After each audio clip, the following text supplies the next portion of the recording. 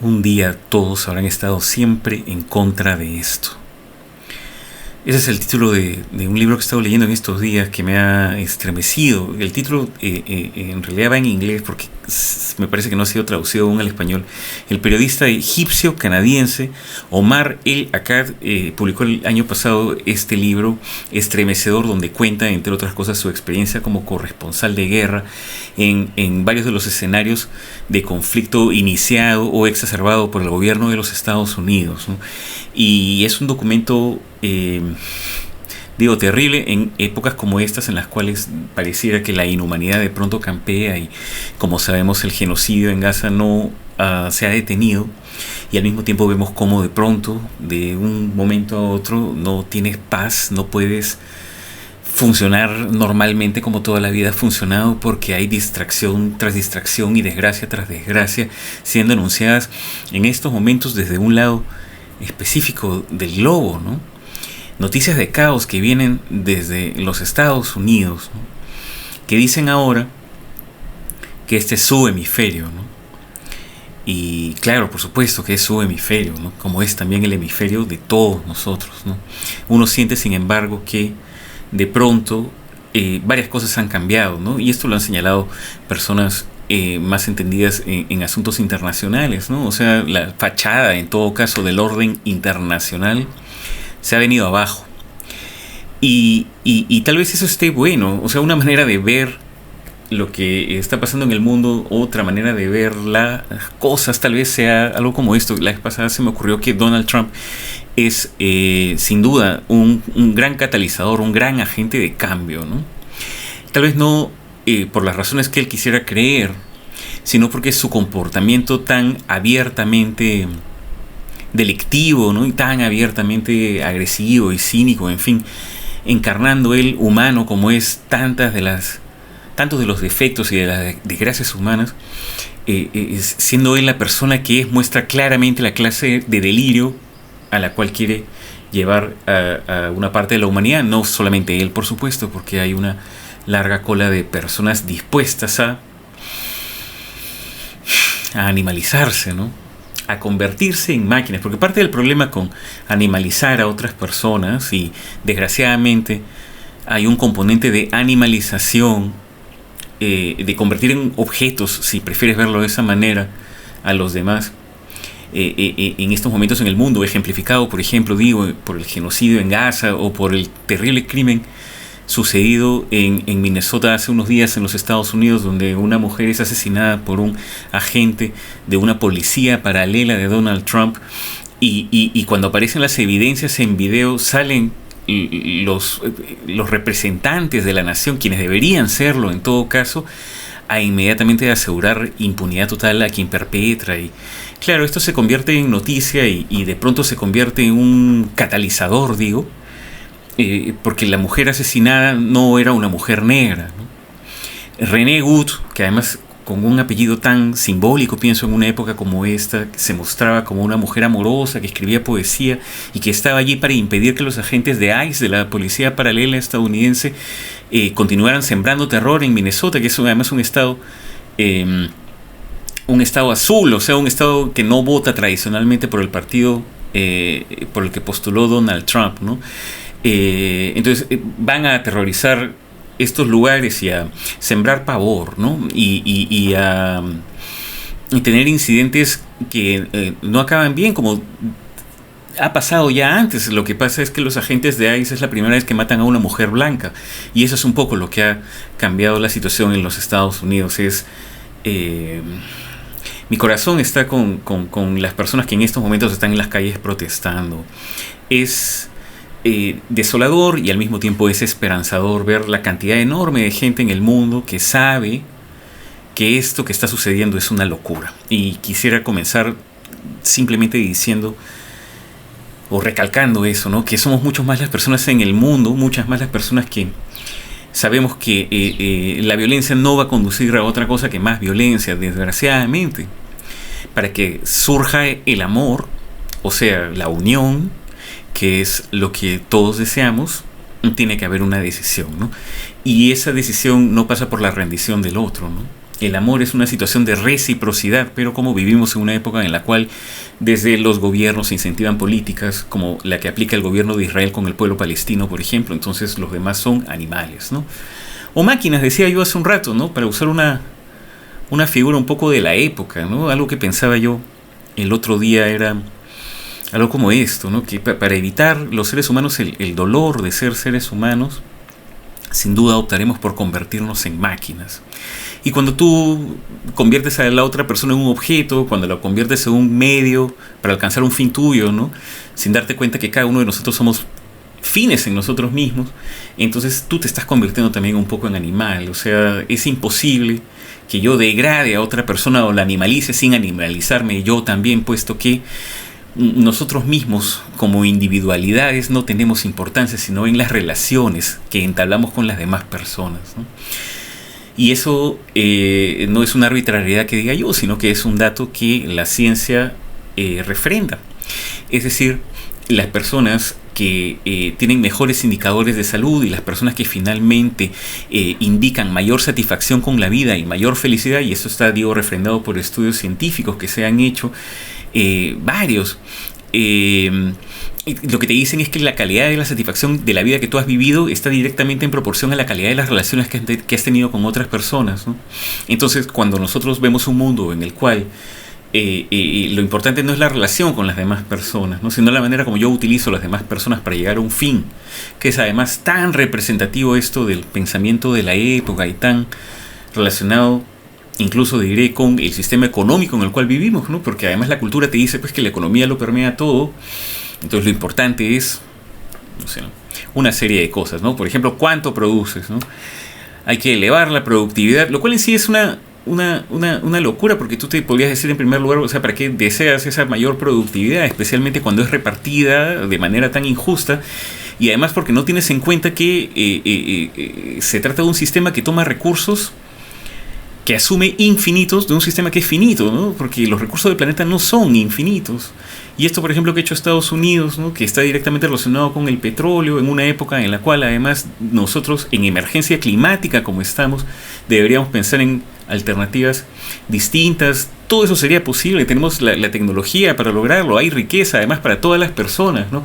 Pero las herramientas nuevas que aparecen, como por ejemplo, digo, la inteligencia artificial, mientras no sean usadas en beneficio de la humanidad, seguirán convirtiéndose en mecanismos para esclavizarnos, ¿no? Como ya lo sabemos que está siendo usada la inteligencia artificial en la industria bélica, y ha sido usada y está siendo usada en Gaza, ¿no? Que es la desgracia de esta época, ¿no? Y tal vez el dolor, esta sensación de aprensión, la congoja que siento en el corazón, estoy seguro de que es compartida por ti que estás escuchando y por tantas otras personas en el mundo que se dan cuenta de algo elemental, ¿no? Y digo esto de volver a las verdades esenciales, a las verdades básicas en una época como esta de locura. A tu alrededor van a querer, no sé, que normalices determinadas cosas, van a querer que pienses que determinadas cosas son adecuadas o correctas. Es tan importante que estemos en contacto con la verdad, ¿no? Y no estoy hablando de la verdad de los hechos, que también a su manera importa, ¿no? Sino de la verdad interior, de la verdad elemental, de la clase de verdades que tú conoces de cerca, especialmente en la infancia, cuando estás menos contaminado por la educación y la clase de cosas que tú mismo enseñarías a tus hijos, ¿no? En el estilo de, por ejemplo, las demás personas son tus semejantes, todos somos seres humanos, no conseguiremos paz a partir de la guerra, etcétera, ¿no? Estas verdades tan elementales, sin embargo, ignoradas por ese sistema en el cual vivimos, porque es verdad que esto te lo enseñan de niño, pero sales tú luego al mundo y la lección es más bien otra, ¿no? La lección es, tienes que convertirte en un tiburón, ¿no? En un killer, un asesino, como ciertamente le repetía constantemente el padre de Donald Trump a él cuando era niño, ¿no? La filosofía de la crueldad con la cual conduce el mundo Donald Trump está en relación, es muy similar a la que ejercía su padre con él. Y menciono esto no para disculpar su accionar, que sin duda ante mis ojos es delincuencial y peligrosa para el mundo entero, No lo digo para exculparlo, sino porque regresando a estas verdades esenciales que comento y que me parecen tan importantes en esta época, él también y tantas personas desde posiciones de poder ejerciendo crueldad en el mundo son también seres humanos. Y lo digo también porque en estos días he estado leyendo además varios libros de una psicoanalista bien interesante llamada Alice Miller. Su tema fue el maltrato infantil. En varios libros suyos habla acerca de ello. Y ella estudió de cerca, o sea, en la práctica, se interesó por muchos casos de maltrato, que es un tema que hasta ahora es tabú. Y una de las cosas que ella dice y que me dejó pensando y resonó tanto en mí es que no hay tirano ni dictador que no haya sido maltratado de niño. Y tú lees la biografía de Donald Trump y es la biografía de la crueldad, también la manera como su padre lo trató a él, ¿no? Y la sensación, por supuesto, de vacío interior que debe aparecer tras una crianza así, ¿no? Y insisto, no digo para exculparlo, sino porque todos tenemos que hacer el esfuerzo por entender por qué los demás actúan como actúan, ¿no? Y eso es central en una época en la cual lo fácil y a lo que te llevan también las redes sociales, esa es la polarización, y entonces lo fácil es etiquetar a los demás, ¿no? Yo sé que por ejemplo, hacer un video como este, va a haber gente que me va a etiquetar de determinada manera. Y está bien, porque uno no controla la percepción de los demás, ¿no? Y ese es precisamente mi punto, ¿no? Que es un acto siempre de voluntad. O sea, la percepción es voluntaria también. La percepción es muy distinta al conocimiento. Lo que yo percibo es siempre parcial. Y es voluntario, porque yo voy a percibir siempre lo que esté en concordancia con mis creencias, ¿no? Entonces mis creencias es algo que yo tengo que replantear permanentemente. Y yo no puedo permanecer impasible ni ser la misma persona a lo largo de toda mi vida, ¿no? La tradición es la inteligencia de los imbéciles. Esta frase, ya sabré quién la dijo, lo voy a poner por acá. Pero pienso que es cierto. Y pienso que es enteramente cierto, ¿no? Que nosotros tenemos que siempre estar deconstruyéndonos y volviéndonos a construir. Por ejemplo, mi idea de lo que es la justicia y mi idea de lo que debería ser un orden internacional, de lo que debería ser un mundo en paz, etcétera, ha sido sin duda modificada por los eventos de los últimos años, ¿no? O sea, el genocidio en Gaza, la invasión de Estados Unidos a Venezuela, el asesinato en Minnesota. De pronto uno empieza a pensar, ¿qué cosa es lo que está pasando? ¿Qué clase de delirio es este en el cual hemos venido a entrar todos nosotros, ¿no? Es una época, en todo caso, interesante esta, la que estamos viviendo, en el sentido de la famosa maldición china, tal vez tú la conozcas. Es, por supuesto, no sé si sea china realmente, pero se le conoce así, la maldición china. Y la maldición es algo como esto: ojalá vivas tiempos interesantes. Ojalá vivas tiempos interesantes. Y sin duda son tiempos interesantes estos, los que estamos viviendo nosotros. Y ojalá, digo yo, más allá de este deseo un tanto envenenado, digo yo, ojalá estés vivo y muy viva en esta época interesante que estamos viviendo, porque tantas y tantas cosas están siendo replanteadas, tantas y tantas cosas están apareciendo ante nosotros, tantas mentiras están queriendo ser colocadas como verdades. Es una época en la cual ciertamente tenemos que estar muy atentos, porque igual como está pasando con la inteligencia artificial ahorita y los videos que se pueden producir, van a querer hacerte pasar mentiras por verdades y de repente tú vas a estar distraído en el momento que esto suceda, ¿no? Y digo, insisto, verdades interiores especialmente. Por ejemplo, esto que he encontrado en el libro que comenzaba mencionando yo, el libro del periodista egipcio-canadiense Omar El-Akkad. Un día todos siempre habrán estado en contra de esto. Y va así. Dice él, voy a traducirlo: el componente moral de la historia, el más necesario componente, es simplemente una sola pregunta, repetida una y otra vez.